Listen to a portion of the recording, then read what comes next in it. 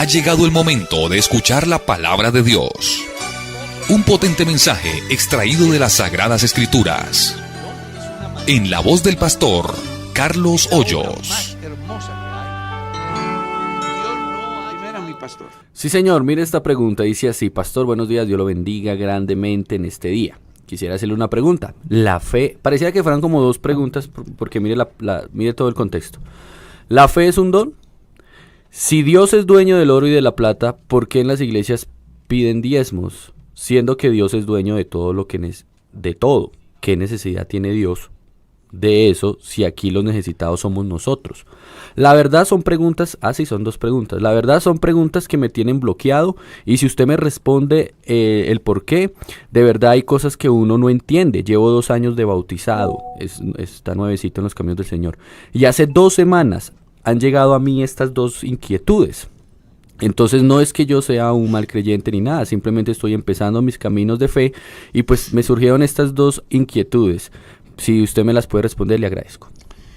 Bueno, vamos con la primera. La fe es un don. Hay varias maneras de observar la fe. Yo les diría que hay 4 maneras de mirar la fe. Una, la fe natural, que es la que tiene todo hombre y que usted la puso en práctica hoy, o la va a poner en práctica si todavía está en su cama, y es que dice, me tengo que levantar.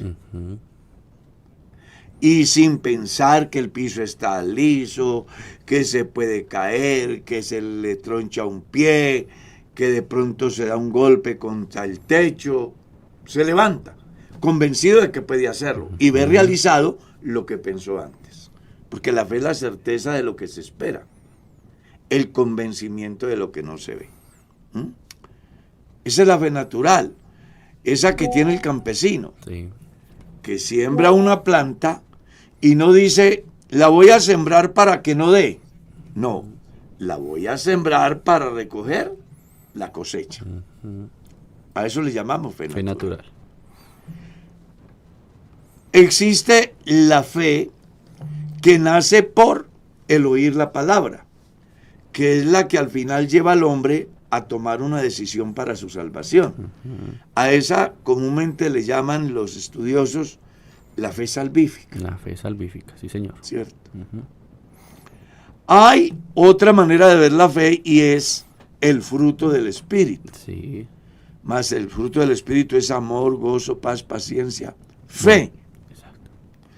Entonces, cuando miramos la fe desde ese punto, ya estamos hablando de una persona que en razón a que ha sido lleno del Espíritu Santo, cuando viene el problema, él tiene fe que lo puede superar. Amén. Eso le llamamos fe como fruto.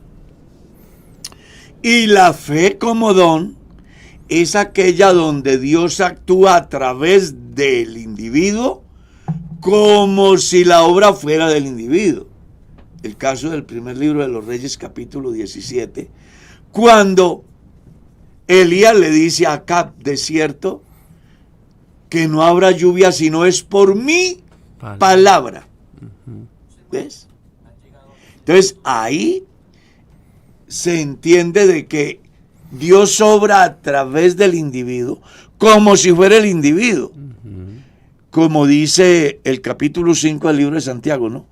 Elías oró para que no lloviera y no llovió. No llovió. Luego volvió a orar para que lloviera y llovió. Hay cualquier cantidad de ejemplos en la Biblia relacionados con ese campo. El don de fe es la expresión de Dios a través del individuo como si fuera el individuo. Actuando. Y lo que allí se ve es que Dios le dio la capacidad en ese determinado momento a ese individuo para decir o hacer. Conozco un hombre que un día un tipo se ha burlado de Dios, de la iglesia y del evangelio después de que Dios lo ha sanado. Y cuando vienen y le dicen al pastor lo que el hombre ha hecho en contra de Dios y de la iglesia y del pastor, la respuesta del pastor fue tranquila, él ahora se enferma y se muere. Y efectivamente así sucedió. Eso se llama don de fe. Con respecto a la segunda pregunta. Que es bien curiosa porque dice, si Dios es dueño del oro y de la plata, ¿por qué en las iglesias piden diezmos siendo que Dios es dueño de todo? El que necesita realmente somos otros. Claro. Lo primero, hablo desde mi vivencia. Jamás he pedido diezmos. En la iglesia hay alfolí. Exacto. Aquí hay 3 personas que me conocen y yo quisiera que me desmientan si es así. Es verdad. ¿Alguna vez me han visto pedir diezmos? No, señor. Santiago, diga. Pues su merced sí ha dicho que cumplir con nuestros deberes cristianos, pero no el... Pero yo como nunca he dicho, reclamando. venga los diezmos. Exacto. Y es que hablar de deberes cristianos es algo mucho más amplio. Va mucho más allá del diezmo. Pero vamos a suponer que se estuviera explícitamente hablando del diezmo. No se está pidiendo diezmos, porque el diezmar es un deber cristiano. Y lo que uno debe no tienen que pedirlo.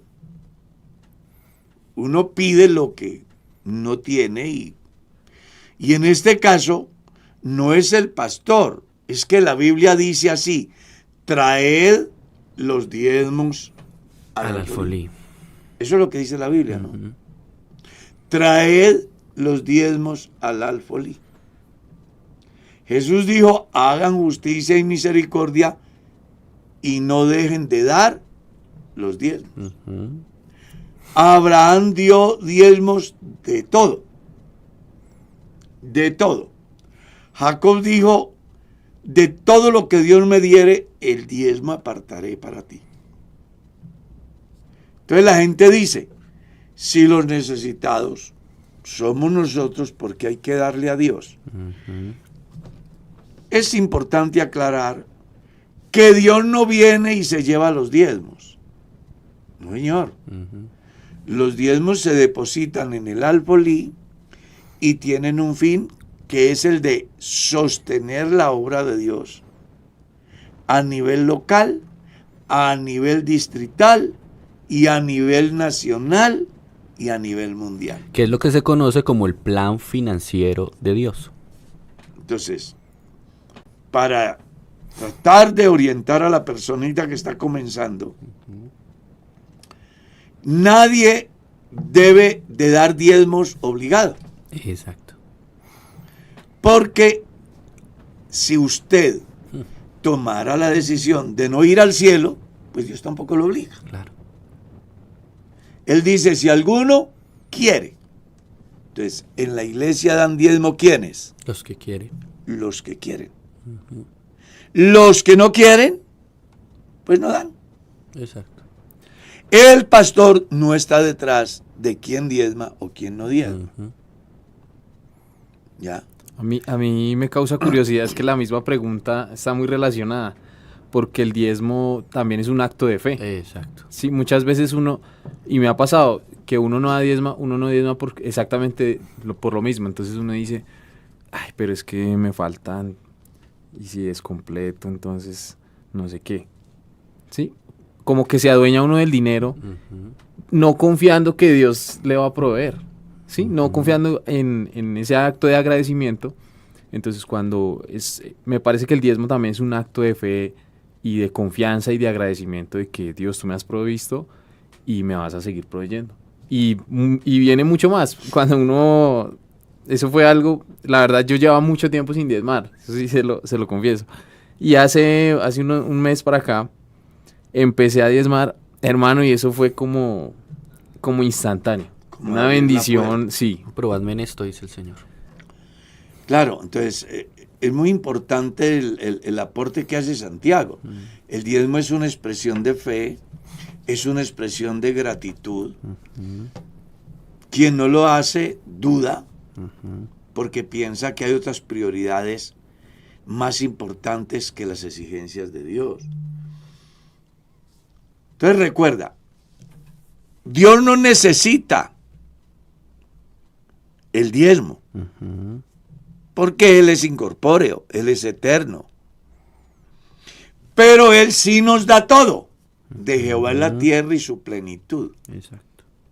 Entonces yo siempre me he hecho una pregunta. Cuando yo doy mis diezmos, o mis ofrendas, o mis primicias, ¿qué doy de lo mío?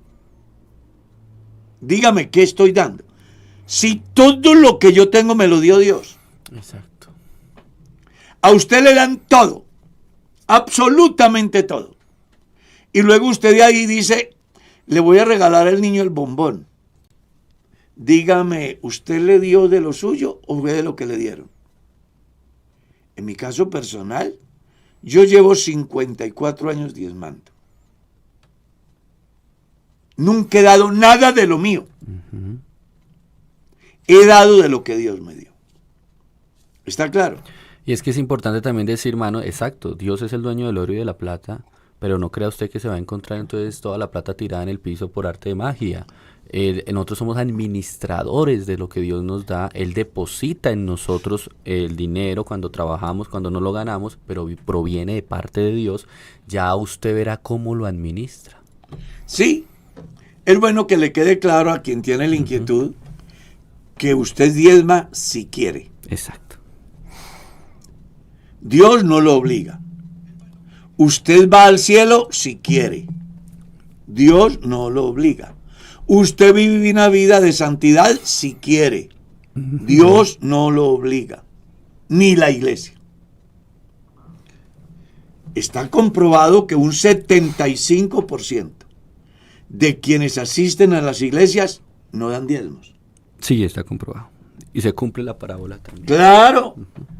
El sembrador salió a sembrar. Ujú. Y el 75% de la semilla se perdió. Exacto. Solo el 25% dio. Ujú. Y cuando uno mira la estadística financiera de la Es iglesia, así. uno descubre que el 75% no da diezmos. Pero el pastor está detrás de esa gente que no da diezmos. No.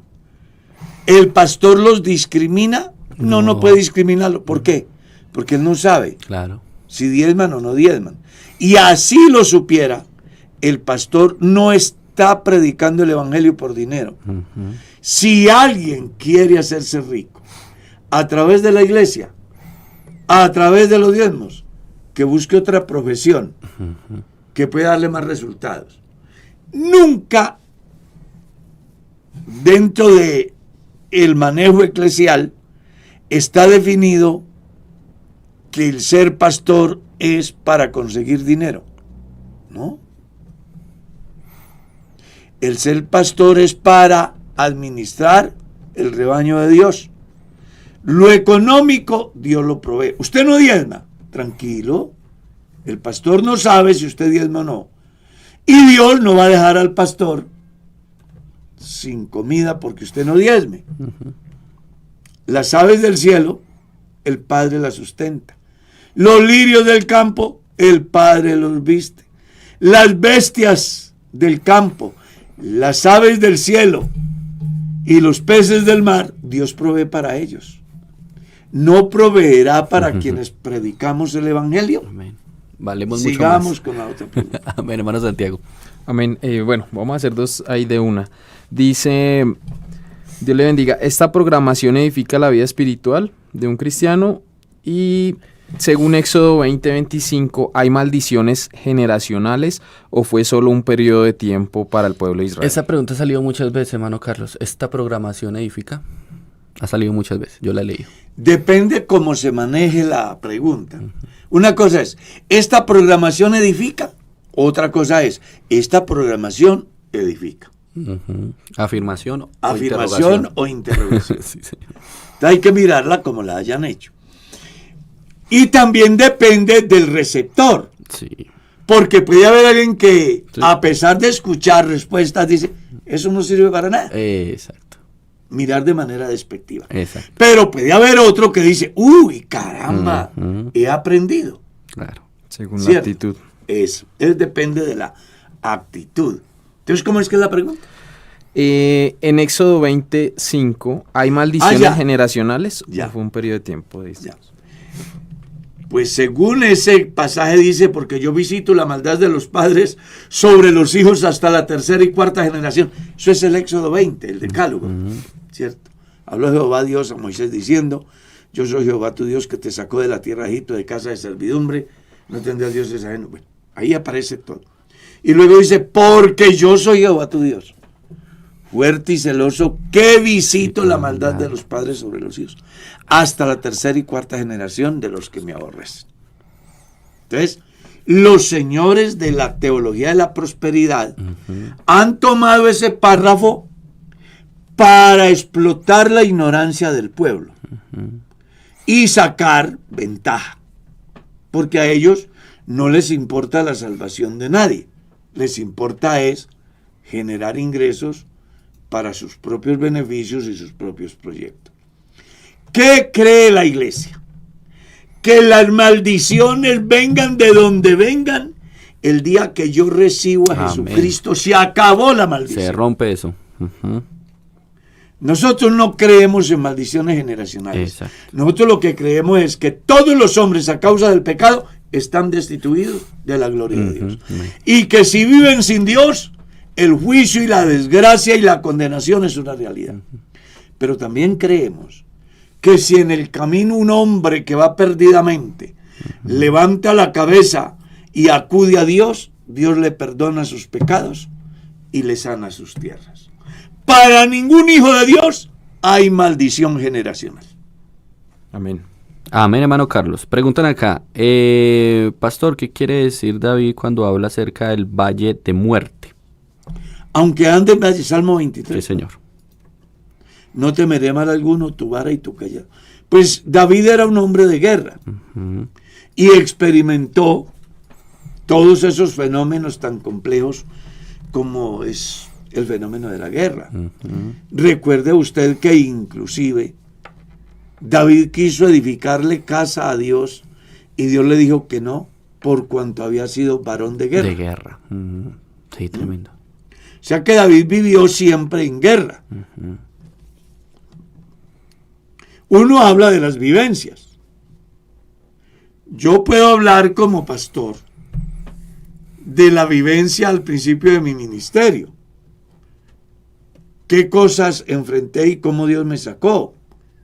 Yo puedo decir que Dios envió a una persona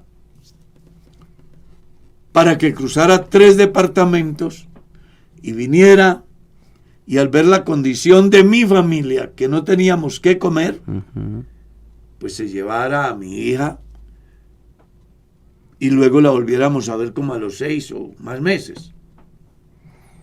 Entonces yo puedo hablar de esa vivencia. Puedo hablar de que Dios envió a una persona sin saber para dónde iba, para que llegara al pueblito donde yo estaba y trajera una donación para construir un lugar de predicación y para saldar mi deuda en el supermercado. O sea, yo puedo hablar de esas vivencias. Yo puedo hablar de que alguien que era muy enemigo del evangelio y no quería nada con nosotros, nos proveía alimento todos los miércoles. A mí no me olvida eso. Seguramente David, al hacer esa canción, porque eso es una canción, Sí, sí. hace un reconocimiento acerca del Dios al cual él ha servido, porque no olviden que David es un hombre conforme al corazón de Dios, pues sin duda alguna en medio de valle de sombra de muerte como el que enfrenta cuando su propio hijo le lanza persecución, cuando el propio Saúl quiere matarlo, pues él tiene razón para hablar de su vivencia. El valle de sombra Ahora, de muerte es según el momento y según la persona que lo ¿sí? viva. Exacto. Claro que sí. Hay muchos hermanos que han sobrevivido a una situación compleja. Y a esta hora hay muchos hermanos, a mí me han escrito por interno, pastor, ore por mi esposo, que anoche a las 11 de la noche lo sacaron con mis 2 hijos y no sé nada de él.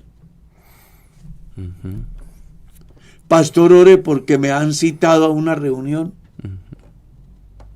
y está en riesgo la vida mía y la de mi familia. Afortunadamente, tiempo después, me han escrito, pastor, gracias, Dios nos guardó. Esas personas, si mañana hicieran una canción, escribieran un libro, podrían decir de sus vivencias. ¿Ya?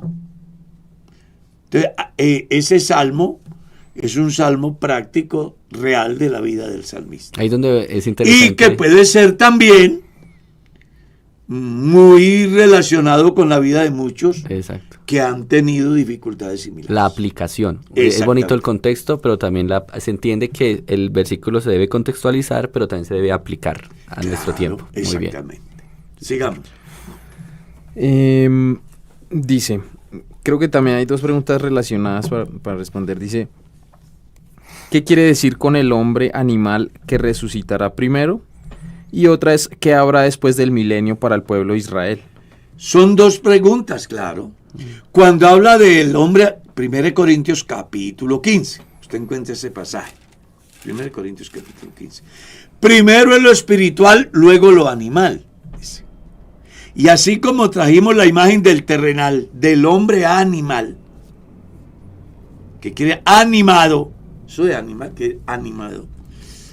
Así traeremos la imagen del celestial. El primer hombre es de la tierra. El segundo hombre es del cielo. Es un paralelo que se hace entre el hombre fracasado y el hombre que viene y restaura. En Adán todos mueren. En Cristo todos son vivificados. Amén. El pecado entró por un hombre y por el pecado la muerte.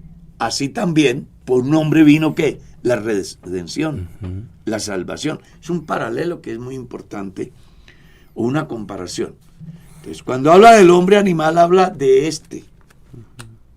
Recuerde que el hombre, cuando hablamos desde la academia, el hombre pertenece al reino animal, solo que es racional. A ese hombre es al que se refiere la Biblia cuando habla del hombre animal. Pero que también es espiritual porque el ser humano es un ser integral. El Dios de paz os santifique por completo en todo vuestro ser, espíritu, alma y cuerpo. Está hablando de un ser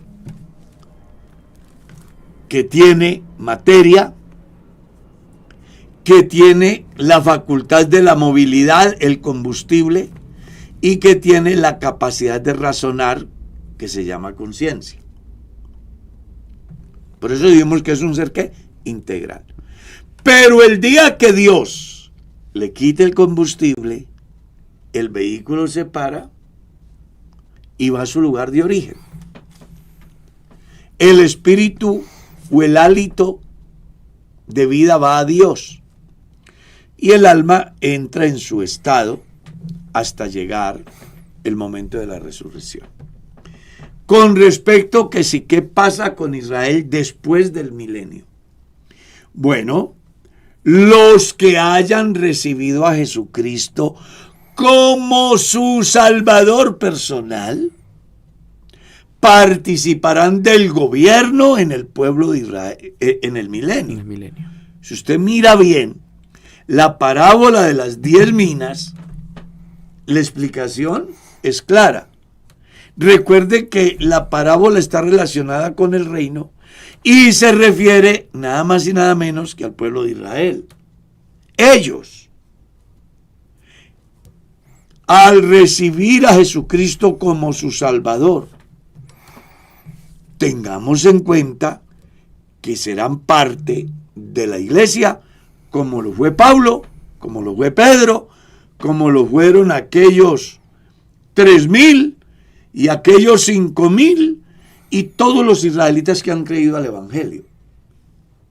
Porque recuerden que la venida de Jesús tiene una particularidad, y es que derribó la muralla o barrera que separaba a judíos de gentiles para hacer de ambos pueblos uno, relacionándose a la iglesia de Dios. Entonces, ¿qué va a pasar con ellos? Con los que creen en Jesús, pues tendrán la bendición que tenemos los cristianos, porque ya no serán israelitas o judíos, sino parte de la iglesia de Dios. ¿Qué pasará con los que no creen? La Biblia dice que todos los que bajo la ley pecaron, por la ley serán juzgados. Léalo en Romanos capítulo 2. ¿Qué pasa con aquellos que sin ley pecaron? Sin ley también perecerán. Romanos 2. ¿Qué pasa con el grupo tercero que sin tener ley hacen acorde a las demandas divinas? Serán juzgados por sus obras. Eso es lo que dice la Biblia. Amén. ¿Está claro? Bueno, y entonces después del milenio, ¿qué sucede? Viene una gran guerra que surge de la rebelión de Gog y Magog, que geográficamente tiene que ver con la Federación Rusa, que ya está desintegrada, pero que se unirán en contra de Dios. Y Satanás, influenciando a la gente, pues prepararán un ejército cuyo número es como las arenas del mar. Entonces dice la Biblia que fuego descenderá del cielo y consumirá los ejércitos de Gog y Magog, y viene el juicio final. Después de ese juicio final, entonces, la eternidad para los que nunca obedecieron está definida. Condenación eterna. Y los que creyeron a Dios, desde el Antiguo Testamento hasta el último, tendrán su eternidad definida. Estaremos siempre con el Señor. Porque hasta hoy Dios está con nosotros. San Mateo capítulo 28, verso 20. Amén. He aquí, yo estoy con vosotros todos los días, hasta el fin del mundo. Es decir, la compañía de Dios para que podamos superar todo.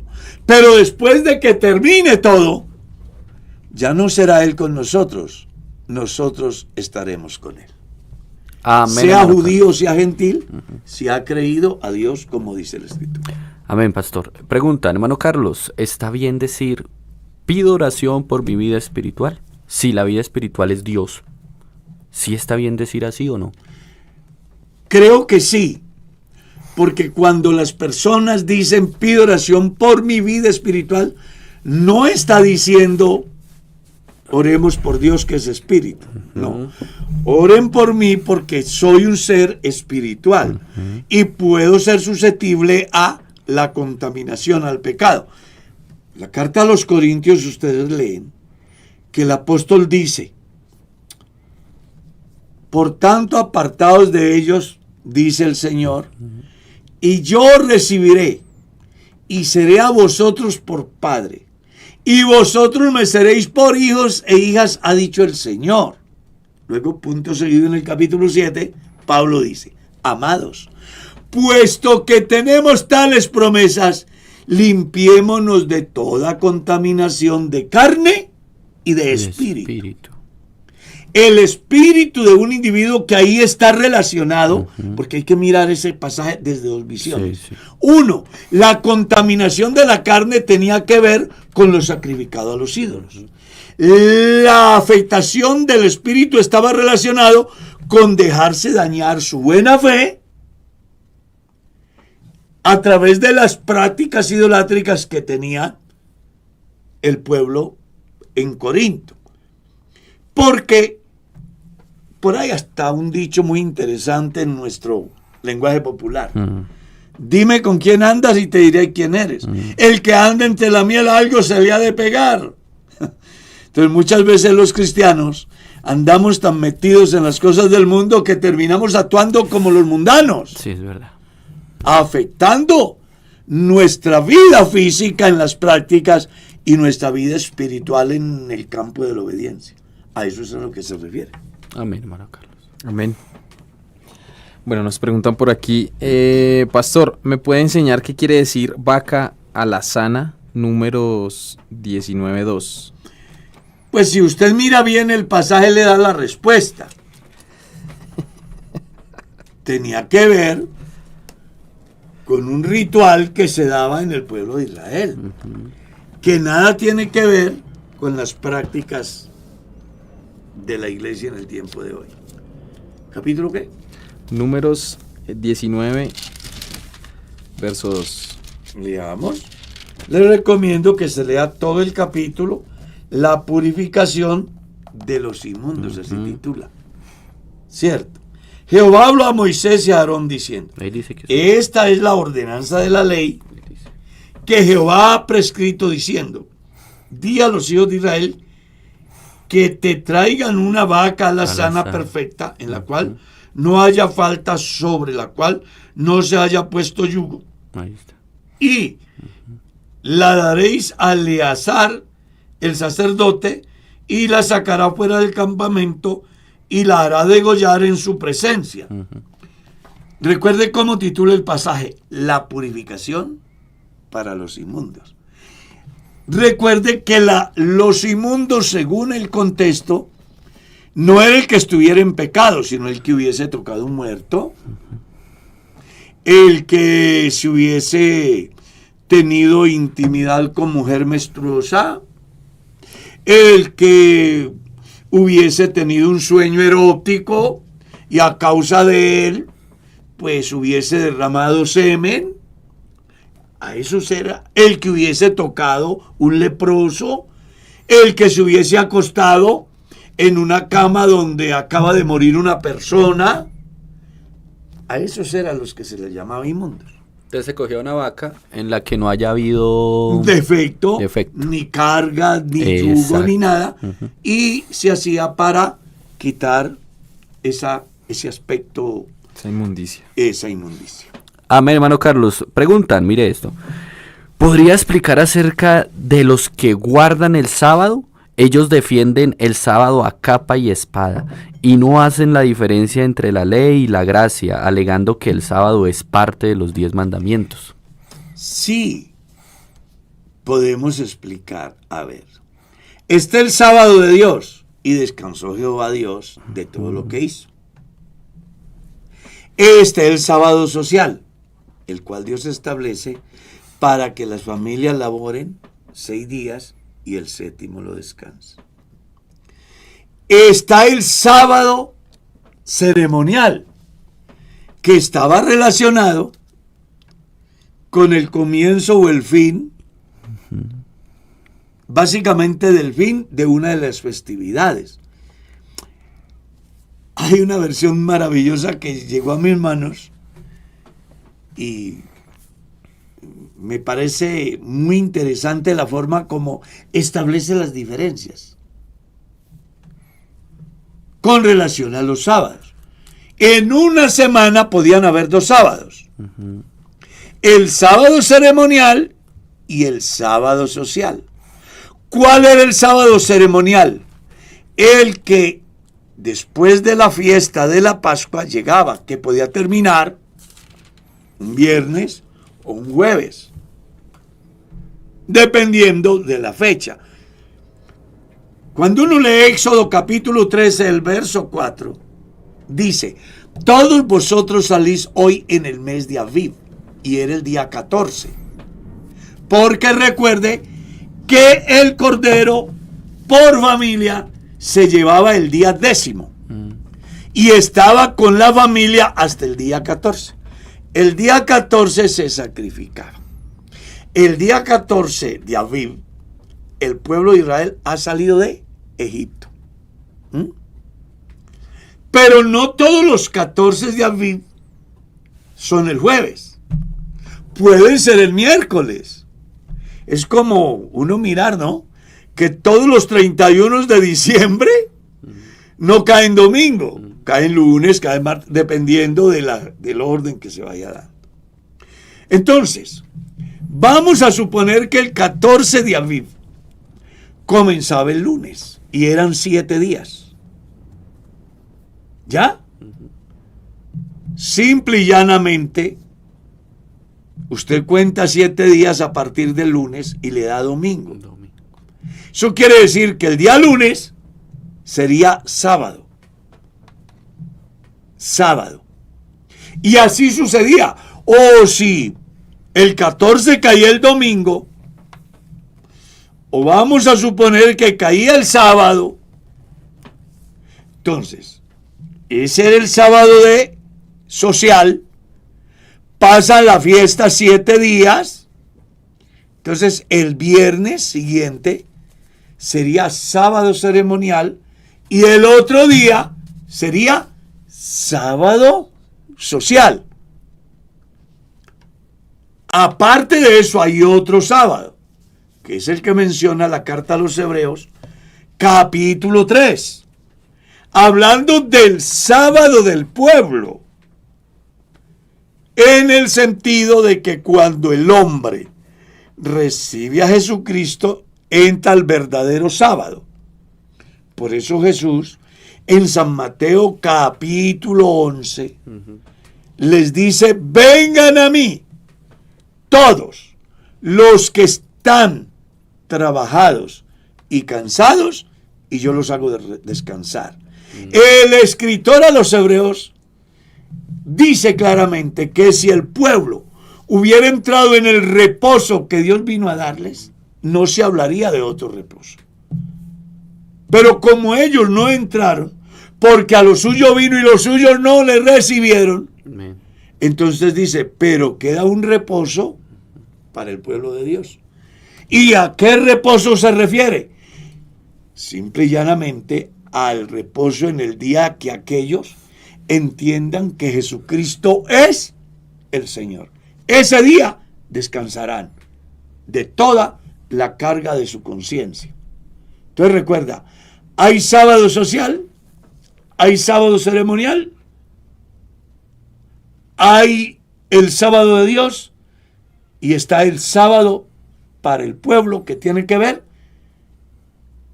que cuando el pueblo entienda que Jesús es su reposo y descansen en él, habrán descansado de toda su tragedia de pecado. Creería yo que quienes insisten en guardar el sábado sencillamente es porque no han creído.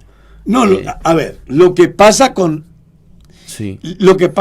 el fenómeno del sábado es lo que pasa con el fenómeno de la reencarnación, o lo que pasa con el fenómeno del ruselismo, o lo que pasa con el fenómeno de los señores de Joseph Smith, o lo que pasa con los señores de Mitarón, o de William Marion Brand, o William Soto. Elena de White. Exactamente. Entonces, simplemente son corrientes teológicas que dentro de la concepción de ellos creen que están haciendo bien. No busco atacar, porque yo no soy juez. Nosotros planteamos lo que creemos desde la visión que tenemos de lo que Dios dice en su palabra. Todo expositor piensa que está en lo que es correcto. Por eso es que yo he dicho más de una vez que los cristianos debemos de ser muy informados, además tener el carácter suficiente para luego fijar una postura centrada acorde a lo que Dios dice y a nuestros valores de fe. Otros pensarán de otra manera, ellos allá, pero nosotros seguiremos predicando. La misión que yo tengo como predicador del Evangelio no es convencer a nadie. La misión que yo tengo es predicar el Evangelio. Yo no puedo convencer, que es el problema de los predicadores, de los que evangelizan, y por eso forman contiendas. Háblale de Jesús al adventista, al testigo de Jehová, al mormón, al de los señores de la serpiente, al quien sea. Presenta a Jesús como tu salvador personal. Pero no pretendas convencerlo, porque no lo lograrás. Según San Juan, capítulo 16, el único que convence de pecado, de justicia y de juicio es el Espíritu Santo. Entonces yo suelto la palabra, pero de ahí para allá le debo la obra a Dios. No debo de pretender con mi argumentación convencer a nadie, porque yo no estoy en condiciones de hacerlo. Si yo convenciera a la gente, entonces el evangelio carecería de sentido, porque simplemente sería un partido político. Pero como es que esto es más trascendental, entonces el único que puede hacer esa obra en el receptor es el Espíritu Santo, que le abre la mente, le da el entendimiento, le genera conciencia, lo mueve al arrepentimiento, y una vez que el Espíritu Santo está en el individuo, la Biblia dice, el Espíritu Santo los guiará a toda verdad. ¿Está claro? Amén, sí, Señor. Y es bien complejo porque uno piensa que el sábado y allá en Israel ellos inician el Shabbat el viernes a las 6. El viernes en la noche. Entonces es un enredo, la verdad es complejo. Lo que pasa es que ellos hicieron del sábado social un rito. Exacto. ¿Está claro? Un rito religioso. Pero si uno mira la Biblia, le hablo en Isaías capítulo 1. No me traigáis más vanas ofrendas. El incienso me es abominación. Lunas nuevas, el día de reposo, no lo puedo sufrir. Son iniquidad vuestras fiestas solemnes. Le hablo en Oseas 2:11. Haré cesar todas sus fiestas, sus lunas nuevas y sus días de reposo. Le hablo en la carta a los Colosenses. Nadie les juzgue en comida o en bebida, o en lunas nuevas o en días de reposo. Eso está también claro. Y la iglesia en el concilio no manda a guardar esa. Capítulo 15 del libro de los Hechos, la única prohibición que hay para la iglesia, no para Israel, para la iglesia, porque hay diferencia en ese caso. Sí, claro. Pues Israel hasta hoy guarda la ley, pero los que creyeron al Evangelio de la Gracia, tanto judíos como gentiles, en el primer siglo, pues se da una controversia porque los judíos decían, si no se circuncidan y guardan la ley, no pueden ser salvos. Exacto. Y eso llevó a que los apóstoles y los ancianos tuvieran el primer concilio para discutir si definitivamente tenían que guardar la ley, entre ellos la circuncisión y el sábado, o no. Y la conclusión final fue: escribámosles a los hermanos que se están convirtiendo en los diferentes lugares del mundo que lo único que tienen que hacer es apartarse de fornicación, de ahogados, de sacrificar a los ídolos y de comer sangre. Por lo demás, pasarlo bien. Y eso no lo dijo cualquiera, lo dijo Jacob, que era un hombre conocido dentro de la iglesia como una columna, que tenía tanto poder a causa de su vida, de su trayectoria, que Pedro y Pablo y Bernabé y los demás dijeron, aquí no hay más nada que decir. Claro. Jacob lo ha dicho todo. Entonces hicieron una carta, se la enviaron a las iglesias que estaban en el mundo gentil para que se liberaran de la presión de los judíos que querían volver judíos a la iglesia gentil. Y eso es lo que lleva luego a que Pablo le escriba una carta a los Gálatas haciéndoles ver que el fin de la ley es Cristo, que el hombre es justificado por la fe, que los que quieren vivir bajo la ley están bajo maldición y que por las obras de la ley ningún ser humano será justificado y que los que rehúsan a la gracia por seguir la ley de la gracia han caído y por demás, dice Pablo, murió Cristo si el hombre fuese salvo por guardar el sábado o los ritos de la ley. Amén. Qué bendición. Tremendo. Bueno, nos preguntan por aquí. Dice: Dios les bendiga, por la gracia de Dios doy una refam en un hogar. y ellos se quieren bautizar pero no son casados. Y me dicen que como pareja no conviven, son mayores de edad. La pregunta es, ¿se pueden bautizar aunque no conviven como pareja? No sé qué pastor los bautizará. Yo no los bautizo hasta que se dé una de dos cosas. Separación total y definitiva, Claro. o que se casen. Sí. Puede haber alguien que los bautice, pero eso no es lo correcto. La iglesia no autoriza bautizar a personas en esa condición. Amén. No, que es que ellos asumen. En la casa hay puertas. Y se pueden abrir o se pueden cerrar. Y algún día, ellos son humanos. Y después del santo bautismo, es donde el enemigo los va a atacar y pueden terminar muy mal. Entonces, la mejor manera es una ruptura total. No, que es que hay hijos. Ábrale una cuenta a sus hijos o a su ex mujer, consígnele el dinero para que sostenimiento de sus hijos, póngase de acuerdo para ir a visitar a sus hijos, ¿ya? Pero salga de ahí si se quiere salvar. Amén. Hermano Carlos, cuando Nicodemo se encuentra con Jesús, hay algunas posturas que dicen que el que no nace de agua y del Espíritu, haciendo referencia que el que no recibe el Espíritu Santo no puede ser salvo. Explíqueme por favor qué quiso decir el Señor cuando dijo el que no nace de agua y del Espíritu. Pues es que eso va más allá. Si usted lee, dice el que no naciere de nuevo no puede ver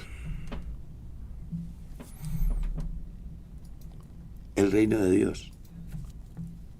Hablando del conocimiento.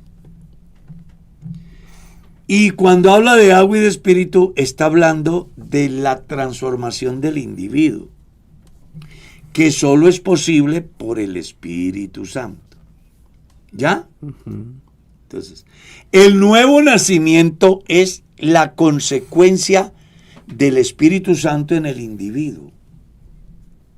Cuando habla de nacer del agua, no está hablando del bautismo en agua, que algunos lo piensan así.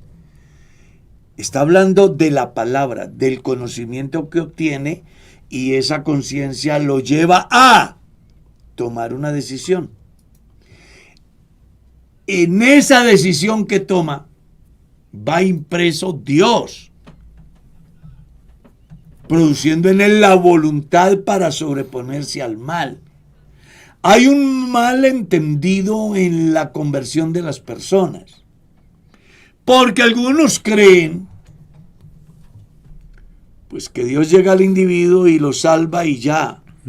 Pero no, Dios lo que hace es generarle conciencia, despertarle la necesidad, mostrarle la solución, pero deja al individuo a que tome su decisión. Una vez que el individuo escucha, se informa y tiene la fuerza que da el Espíritu Santo a través de la voluntad, entonces toma la decisión y a partir de ese momento se da el giro de 180 grados en el individuo. Aquí lo hemos dicho más de una vez. La diferencia que hay entre los apóstoles antes del Pentecostés y después del Pentecostés. Antes del Pentecostés, para los apóstoles Jesús es un caudillo político. Después del Pentecostés es el verdadero Dios y la vida eterna. ¿Por qué se da el fenómeno? Porque hasta ese momento ellos solamente tenían conciencia de un líder que genera pasiones a favor y en contra. Y era tan serio el concepto que tenían de Jesús en el campo político, que inclusive después de la resurrección le preguntaron: Señor, ¿vas a restaurar el reino de Israel en este tiempo? Un pensamiento ¿qué? Político. ¿Qué fue lo que Jesús les dijo? No se preocupen por eso. Preocúpense por ser ¿qué? Llenos del Espíritu. Porque solo cuando el hombre tiene un encuentro personal con Dios, su mente cambia y se da el nuevo nacimiento. Amén. Amén. Pues se nos va el tiempo siempre rápido, pastor. Sí, pero ¿hay más? Vamos a hacer aquí, dice... Mira, yo acá tengo una, hermano Santiago, dice, mire, este está fuerte. Pasamos de un extremo al otro. Dice, uy, está bien que la esposa de un pastor haya seducido a un joven de la iglesia, su esposo se haya dado cuenta y hace jurar al joven sobre una Biblia y que tapen ese pecado. Y entonces trasladan a esta familia pastoral para otra parte y siguen sirviendo allá como si nada. Pregunto, ¿se puede seguir sirviendo así? ¿Pueden seguir siendo pastores? Hay varias cosas ahí que es bueno mirarlas. ¿Quién puede tapar pecado? Eso es lo primero. Entendamos de que nadie puede ocultarle a Dios nada. No hay nada oculto. Entonces, si la persona cayó en ese problema, no pudo ocultarle el pecado a nadie, es decir, o sobre todo a Dios. Es muy posible que el grupo directivo esté informado. Como el ministerio desde la parte reglamentaria es del pastor. Entonces la iglesia tiene un mecanismo para esos fenómenos. Y es sentarse con la pareja, hacer un juicio de valores en razón a lo que ha pasado. Se ha dado que les dan una licencia y colocan un consejero terapeuta para orientar la pareja, buscando salvaguardar el matrimonio y en consecuencia el ministerio del individuo o del pastor. También se ha dado que no viéndose la gravedad tal, el grupo directivo dice, venga, más allá de lo que comente la gente, no es tan como la gente plantea. Creo que teniéndose una charla con la pareja y ubicándolos en otro lugar, las cosas se sanen y el pastor pueda seguir. Es que en Dios y en la iglesia hay algo que es muy particular y que además es avalado por la palabra de Dios. Escuche. Con misericordia y verdad se corrige el pecado. Con el temor de Jehová los hombres se apartan del mal. Ningún ser humano está exento de pecar. El pecado está inmerso en nuestra naturaleza. Puede darse que en algún momento, por alguna circunstancia, un creyente falle por esa parte sexual o falle por otra. Porque es que pecado no es solamente la sexualidad fuera del matrimonio. Hay muchos pecados. Claro. ¿Está claro? Entonces, lo que el grupo directivo en su saber hace, autorizados por Dios y su palabra y la institucionalidad, dependiendo de la gravedad, así deciden.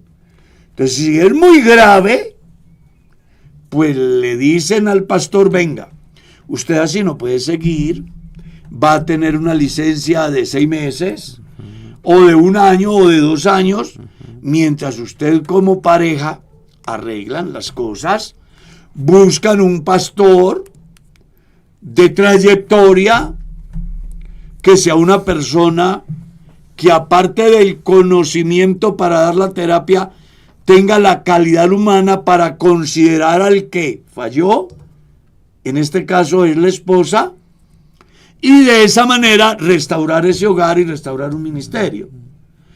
Pero si la personita después de la terapia le sigue gustando el pecado, entonces la iglesia dice, lamentamos, no pueden seguir en el santo ministerio. Si es por parte de la mujer. De la mujer. Porque si es por parte del hombre, sí es destituido inmediatamente. ¿Está claro? Está claro. Una cosa es el tratamiento que se le da al pastor, otra cosa es el tratamiento que se le da a la esposa del pastor. Usted como creyente escuchó el comentario o fue testigo, no corra. Porque a veces nosotros nos pasa lo de Samuel. Corremos demasiado y Dios nos dice, un momento, ustedes miran lo que está adelante, Dios mira el corazón. Amén, hermano Carlos. Ah, el tiempo se fue. Se fue ya el tiempo ahora sí. Oh, el tiempo se fue, Dios mío. Voló, voló. Nos vamos, mi estimado Santiago. Amén, amén. Un oyente, pues él es de, digamos, es cerca al trabajo, él no es de la iglesia ni nada. Me hizo una sugerencia, dijo que bueno sería, pregunte usted según temáticas, para no como... Pues... Revolver todo. No, Complejo. lo que pasa es que... Nos tocaría ponernos a escoger. No, y eso y va más allá. Sí. Vea, si tratando de hacerlo como lo hacemos, a veces hay personas que se incomodan. Usted se imagina que hoy vamos a hablar solo de problemas matrimoniales. Y esa lluvia de preguntas que quedan de otra parte. ¿Y cuándo? Al otro día tratamos temática, juicios de Dios. Y entonces, lo que pasa es que es muy valioso el aporte de su amigo, pero resulta y sucede de que cada persona tiene una visión diferente de la vida, de los eventos. Es que el ser humano es complejo. Amén, sí, así es. Y lo que uno busca a través de este medio es orientar en todos los campos. Esa es la idea. Y una orientación en el momento puede salvar a una familia. Exacto. Hoy de una tragedia. Que si quedase aplazado durante 8 días, a lo mejor ya no alcanza. Sí,